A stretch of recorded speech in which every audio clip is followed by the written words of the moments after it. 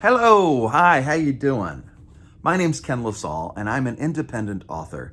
And I've written a book, I wrote a book back in 2014 called The Day We Said Goodbye, a meditation on acceptance. And I have decided that I'm going to read some of it for you. And so today I'm going to begin in the beginning, or with the beginning. And oddly enough, strangely enough, bizarrely enough, that beginning begins with goodbye. And this is why this video is titled Starting with Goodbye. I may go with beginning with goodbye. We'll find out when I actually post it. So sit back and grab a cup of coffee. I know I will. Did. And join me as I read Goodbye, the beginning of the day we said goodbye.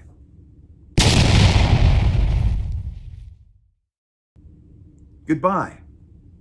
You say it, and everything is over. Think about the last time you said goodbye to someone. I mean, when you really said goodbye. I'm not talking about the goodbye you give when you get off the phone, or the goodbye you say when you leave the house. Think about the last time you really said goodbye to someone. It's an important choice. Sometimes it's one you think about for weeks. Should you really say goodbye? Is it time to say goodbye? Are you ready to say goodbye? You say goodbye to a person and they are no longer in your life. They're gone. They are extracted from your narrative and reduced to a footnote. You used to know that person, but then you said goodbye. This book is about the most profound thing you can say to another human being, which is goodbye. Hello is often said casually through an accident of geography or some such. You can say hello without really meaning it. We say hello so often, we forget when we first said hello to someone. Hellos are second nature. Hellos are easy. Hellos open the conversation, bring us in, and get the party started.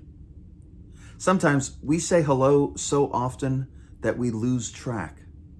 Hellos, to be honest, just don't mean much. I don't remember the first time I said hello to my stepmom, Blanche. She means a great deal to me. She's like my second mother. She is my second mother. I remember when my dad introduced me to her. I remember when we met and how we went to Disneyland with my dad and my brother and my sister, Keith and Audrey. But I don't remember saying hello. I remember the last time we said goodbye, though. It was just a couple of hours, as I was writing that, of course. We just got off the phone. We spoke for over an hour about my father and about our family. We laughed a lot. We had moments of touching sincerity, moments when I wanted her to know how sorry I was for hurting her. I remember saying goodbye. I don't remember when I first said hello to my best friend, who, as I write this, is Sean Deo. I remember the first time we met, though, because I grabbed a handful of the front of his shirt and I threw him up against the wall. A move one friend told me was the most dirty, hairy thing I've ever seen you do. We must have said hello some other time. And yet, I remember the last time I said goodbye, because I don't get to see Sean very often anymore. The two of us, he said, fixing his hair because he never likes his hair. The two of us have had each other's backs time after time through so many hardships and trials that it's a shame we don't get to see very much of each other.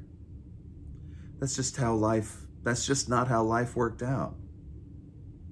Saying goodbye means a lot because I don't know when I'll see him again.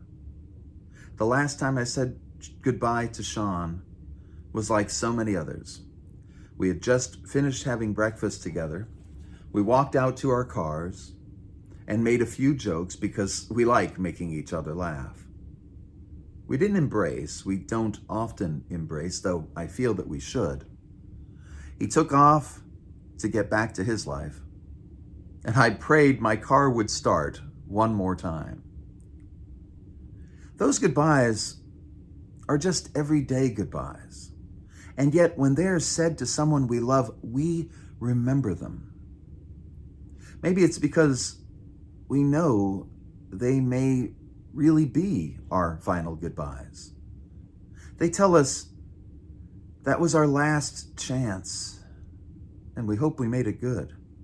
We hope we'll get another chance to say goodbye. And then there are those last goodbyes. That kind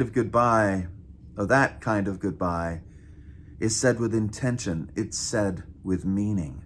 That's when goodbye means something.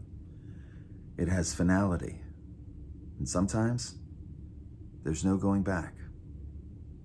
Then there are times when it doesn't quite stick, and we have to go back and do it again.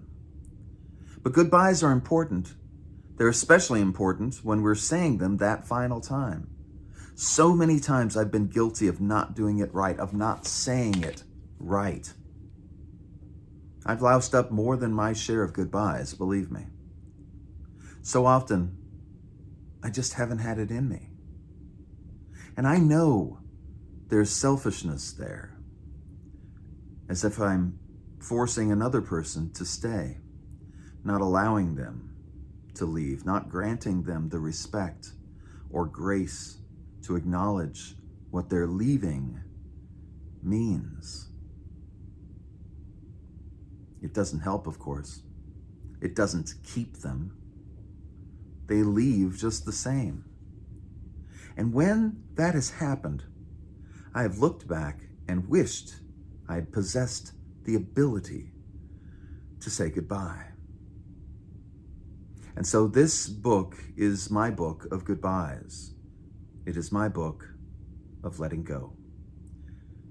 It is my book of acceptance. Hello. Goodbye. And that's the beginning of The Day We Said Goodbye, a meditation on acceptance, available in ebook and audiobook, as well as paperback. I hope you'll join me for the reading of Chapter 1 after the memorial service, August 23rd, 2008, in the next video, and I'll see you then. And there you have it. You've just survived another Ken Salle video. For more information about new releases, projects in the works, or even stuff from the archives, head on down to kenlasalle.com. You can also find me on Facebook, Twitter, and all around social media, just as long as it's called Facebook or Twitter. Thanks for your support, as always. Be sure to subscribe to this channel, and I'll be back soon with more nonsense.